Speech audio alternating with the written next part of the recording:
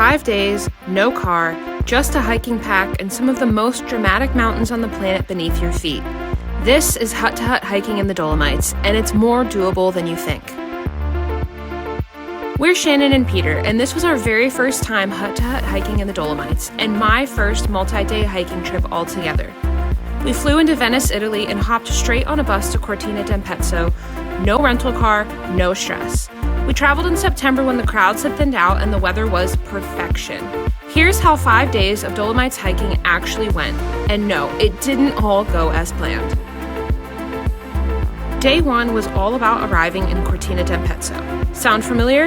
It was the host city for the 2026 Winter Olympics and carries the title of Queen of the Dolomites. There's a direct bus from Venice Airport that takes about 3 hours, and the journey itself eases you in beautifully.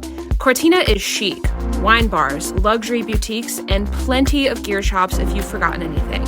We stayed at Hotel Regina, comfortable, reasonably priced, and a great breakfast. A solid base before the Rifugios and hut-to-hut hiking began. Day 2 was when we started to understand people's obsession with hiking in the Dolomites.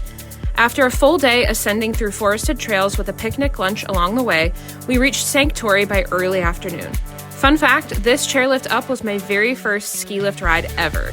I struggle with intrusive thoughts, so yeah, I was nervous this was going to become Final Destination Goes to Italy, but I saw a dog riding them and figured if he could do it, so could I. And once I saw the views, I forgot all about my fears. After Cinque Torri, we squeezed in a second lift up to Lagazuoi, just enough time for a well-earned beer at the hut on top before the last lift down.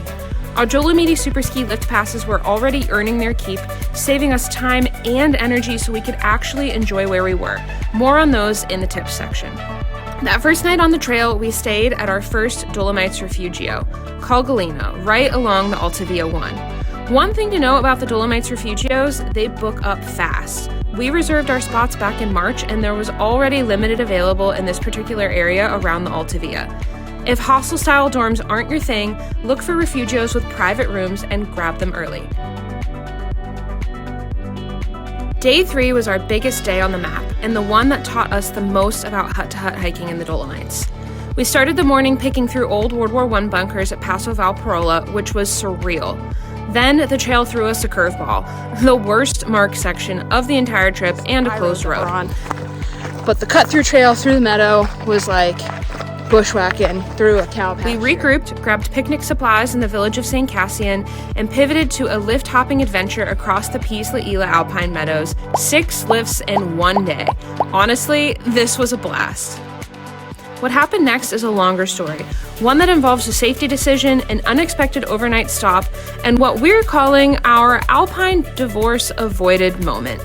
We've made a whole separate video about it, so we'll leave the details at that. Check out the link in the description below.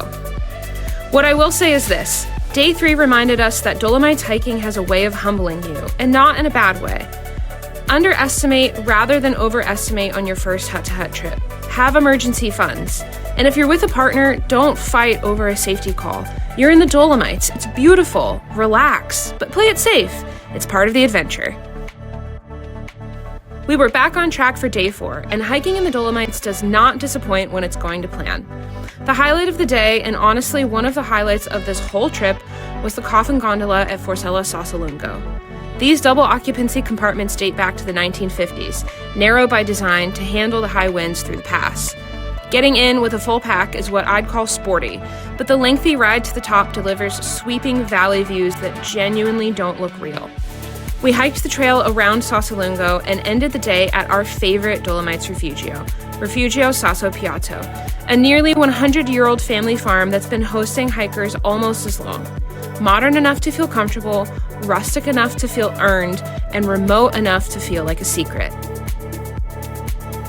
Our final day of Dolomites hiking brought us down through the farm huts above Santa Cristina along Seiser Alm, Europe's largest high-altitude alpine meadow, stretching out as far as we could see. The Seceda ridgeline was visible in the distance, which is exactly where we were headed. After a quick supply stop in Santa Cristina, and yes, we were completely out of breath just walking to the next lift, we rode up to Cole Riser and straight to the top of the Seceda ridgeline. This particular area gets a lot of visitors because the slanted ridgeline is so iconic, and lifts from several directions make it easy to access.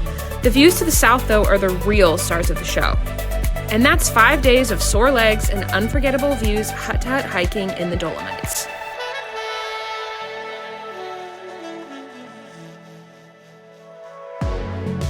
Before we go, 5 things worth knowing if you're planning your own Dolomites hiking trip. 1. You do not need a car.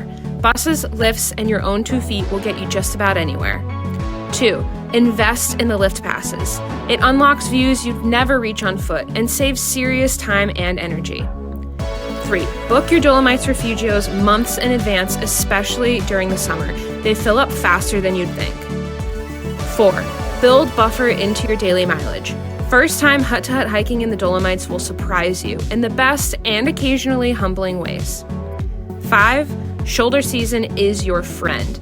Mid-September meant perfect weather and no overwhelming crowds even at the most popular spots.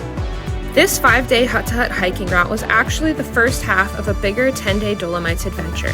We followed it up with stays at some of the most incredible luxury mountain lodges in the region. If you'd want to see how the other half lives, that full 10-day video is on our channel.